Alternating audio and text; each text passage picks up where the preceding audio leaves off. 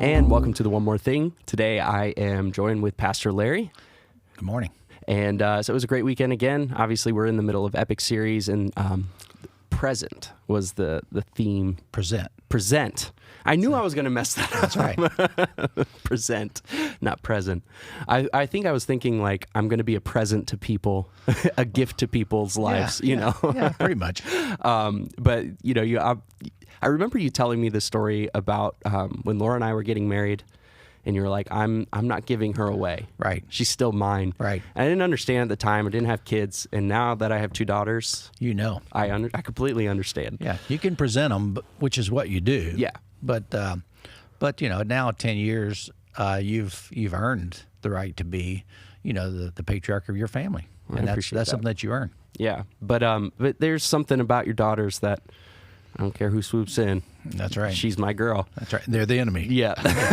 I got it. I've never related to you more than when I had kids and daughters especially. But this weekend was, one of the things that I love about the teaching team here at Suncoast is that they take these biblical stories, and you guys do such an amazing job of relating them to us. And like a lot of times, like growing up, you know, you'd hear these biblical stories, and I'm like, okay, you know, these are cool stories, but how does this relate to me? And with this overarching theme of try your best to be a good force and for effective change in the people around you, and people feel better around you. You know, this idea of toxicity is really relevant for a lot of people, but it always has you like kind of questioning, like after a sermon like that, I'm like, am I that kind of person? Right. You know, am I a toxic person, or do people feel good and valued around me? What was kind of the feedback that you received in the Grand Hall? I think very positive mostly, but as you said that, it reminded me, we used to do a lot of small groups at Suncoast. Now we call them gatherings, but they used to say an acronym for people who are a little needy or a little toxic, that we'd call them EGR. Okay. Which means extra grace required. Because some people are, you know, they just rub you the wrong way. You just need a little more grace to deal with them. Right. And we used to laugh about it and say in small groups that if you have 8 people in your group and there's not one person in the group that's an EGR, then it's you. so there's always one. Well, there's that insidious the quote about there's the insidious thing about ignorance is the more you have it, the less you're aware of it. Right. That's kind of true too. It is. So that's a really good. I like that. But I think, you know, he comes to him, and I think it's important to present ourselves. Right. You know, and Elijah came to Obadiah, and he said, "Hey, and he presents himself. But the irony is they look for this guy high and low. They can't find him because he's left Israel. So they go to other countries. They try to find him. And then all of a sudden one day Obadiah's walking along looking for green grass so they can water the mules and horses. And I jokingly say, and Elijah comes up and says, "Hey."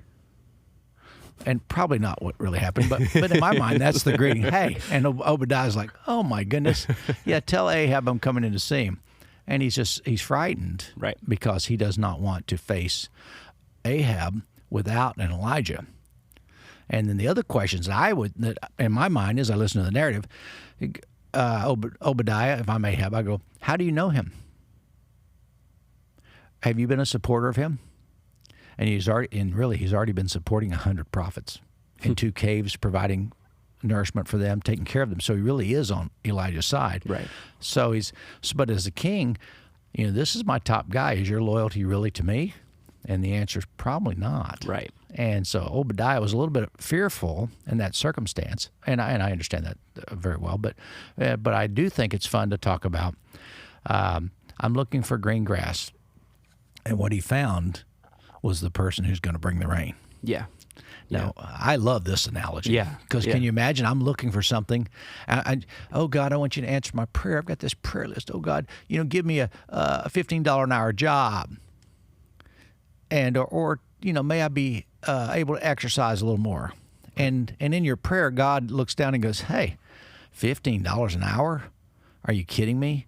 You know, I am the guy who has all the wealth of life, and you come to me asking for such an insignificant amount. Right. And I think it's better just to say, I come into the presence of the one who loves me more than ever, and I quit praying for him to love me. Right. I simply rejoice in the presence that he has with me. Yeah, and I think that realization is really, really important. It's like, we realize that no matter what, God loves us, and even though in those times that we don't feel like he does, stepping back and just realizing like, no, his love is always there, even when I'm not aware of it. Right. And then there's something to that reflection of like, oh, I am loved. Right. And that reminder. And I think that's one of the really important things about prayer and about worship. Like the time that we spend in music, it's like, it's a really good time to remember like, oh yeah. And I love to use the lottery analogy. And I have some friends who play the lottery, and they have made promises to me. If I hit the lottery, I'm going to pay off your church. I'm going to pay off this. And they're very generous with that, which they don't have. Mm-hmm. And my joke is, God doesn't want from me what I do not have. He simply says, give me what you are. Right. And not what you have, but what you are. Right. And I think that's more important. And I had the realization one day to this friend of mine, I said, you got to realize we live in the 21st century in America. There's no one I know that compared to world standards has not already hit the lottery. 100%. I mean, we are a wealthy country. Right. We drive automobiles. We live in homes. We can travel to a certain amount. We can eat pretty much whatever we want. Right. Yet we say, oh, but I want to be the super, super wealthy. Mm-hmm. And at some point you go, well, how much more when the source of life has already come to me and said, I've met all your needs, and I filled your heart with love and grace, yet you still want a few more dollars. Right. It's a little insensitive. Sure. Maybe a little blind. Yeah. Well, it's all about perspective, right? And that's why we have a job here. Exactly. We try to help people keep perspective in their Right. life. So I think that's important. So to bring it back to this, that actually segues perfectly, to bring it back into this idea of like, okay, I'm going to step back from my life and see what kind of person am I? Am I a toxic person, or am I somebody that really works hard to make people feel good and be a positive presence in their life? So if somebody has that realization, they're like, I've been messing up with this. I haven't been living up to my potential, but it's not in my personality to be this outgoing, fun-loving, super positive guy.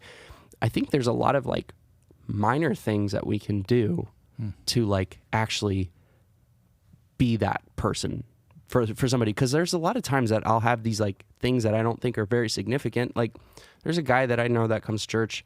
He hadn't been there in like a few weeks. So I had asked about him from a friend. I was like, hey, do you know where so-and-so is? I haven't seen him in a few weeks. Do you know if they're okay? And man, you would have thought that I like paid off all his debt or something. He came in the next week and was just like, thank you so much for asking about me and caring about me. Just asking that, just being aware of like, oh, I haven't seen this person. So many people just need that. Like, it's like, oh, yeah, somebody does care. Yeah. And I think what you did in that instance, let's go back to the story with Elijah. When he's in the land, there was rain. When he left the land, there was no rain. Mm-hmm. So it's better for Elijah to be there, at least up to this point in the story. Later it may shift a little bit. Yeah. But when he's there, there's nourishment and there's green grass and there's sustenance. And what I think in that circumstance, when you ask about that guy, I think what you did, you brought the rain. Just your care. You brought the rain in his life, and all of a sudden he's like, hey, somebody does care. Right. And I am better nourished, and you can tell by the reaction. Yeah. Some people, it seems, are toxic. Mm-hmm. Some people, you can never do enough for them. Right. And other people, you do just a very minimal, and they just are gushy, right, if that's the right word, with appreciation for what you do. Yeah. And I would rather be the person that's always appreciative, no matter what it is. And I'd rather be the person that always goes the extra mile, smiles a little more. Yeah. Honestly, breathe in, breathe out, smile. I've been joking about that for a while, but I live my life by that. It's practical, but it works. Like it seems so simple but it really does work. Even just like holding a door for somebody. Yeah. You would just be surprised like how many people like actually are like, oh wow, thank you. Yeah. And it doesn't take an outgoing, gregarious person to breathe in, breathe out, smile, or hold the door, right, or just smile at somebody when they walk by. Mm-hmm. I'm from the South, and I don't apologize being from the South. I think that one of the things we learned were common courtesies, and maybe they're unique to a certain area, but when you see people, you make eye contact. Right. And it's okay to nod your head. Yeah. It's an acknowledgement that you exist versus people who won't make eye contact and they're so distracted or whatever. And maybe one is not better than the other, but one makes me feel better more than the other does. It makes me feel more connected to humanity. Yeah. And I think that's part of what we are at Suncoast. Agreed. And the last thing I have is I just absolutely loved the story of Peyton, your granddaughter, throwing the rocks in the pool. I think it just like perfectly illustrated our relationship with God. Yeah. You know, she had that free will, that choice. She was left with that choice, even though she has her mother just yelling like, "Don't do it, don't do it." You know, that's God. Like, you know, that little voice that we hear, like whether we call it our conscience or Geppetto or whatever you want to call it, saying don't do it, and we still decide to do it. But she came in and she was like, she didn't spank her, she didn't do any of these things. She just knelt her and saw her where she was and came to her and was just like, "You're going to do better next time, right?" And she loved her through that learning lesson. Right. Because she was like you said, she ran up to you, and once you caught her, she was crying. That's right. She regretted it immediately. Yeah, she did it. But it's like such a perfect illustration of God, I think. But some people have this distorted view of God to where when that happens, God's going to pick them up and throw them in the pool and they can't swim. Or you want rocks? I'll give you rocks. They load their pockets with rocks and throw them in the deep end. Right. And you go, but God is a God of wrath, a God of punishment, a God that wants retribution. That is not who God is to me. Right. And I'll jump into the story with my mother. My mother's 95. If it's not one thing, it's your mother. And I talked to her this week, and she was about a guy in his 90s who had passed away. And she said, he wasn't really a religious person. I said, yeah, but Mom, he's in the arms of God. Mm-hmm. She said, no, I don't think so. I said, well, Mom, so you think because this guy, a good guy in life, he just didn't say the right prayer or accept Jesus into his heart, then, that Jesus Christ died on the cross for his sins, that's the game that he has to play to find himself in the arms of a loving God? She goes, well, that's what I was taught. I said, well, that is not my God. And she goes, well, I said, Mom, wouldn't you rather have a God that loves everyone, that even someone who dies, maybe they commit suicide, no matter what it is, their brain is not in the right place, maybe their heart is broken, for reasons, whatever they are, there's a loving Father who embraces them when this life is over. Sure. I said, wouldn't you prefer that? She goes, well, yeah. But there's always the but. She said, everybody has an opinion. I said, that's true. I said, but some opinions are more important than others. Mm-hmm. I would think a 2-year-old opinion is better than is not as good as a 32-year-old mom's opinion. Mm-hmm. And I think, Mom, that my opinions, based on years of research and reading the original languages, might have a little more understanding than what other people have. So I'm not saying that your opinion doesn't matter, but it might not be as weighted as somebody who spent their life studying it. Or just the perspective, right? Like it is really hard, once you've been taught this one principle your whole life, this one paradigm and view of God, it's hard to release that a lot of times. It almost feels wrong. But that's right. But even then, wouldn't you prefer this? Absolutely. Yes, absolutely. 100%. So we're teaching about a God that people would prefer, and I think it's a more accurate description of what Jesus was trying to say. Yeah. It's not about, I don't think Jesus came and said, hey, believe in me and you'll live forever. What he says is your heart needs to be transformed by the love that's all around you. And, it was said this, but I tell you this. It was said this, I'll tell you this. Right. And the story of the lost son comes to his dad. He screwed up royally, and his dad, just like Stacy at the pool with Peyton, wrapping his arms around, hey, I know you screwed up, but I still love you. Yeah. And I think there's better teaching, and I think that's a prime example. I couldn't agree more.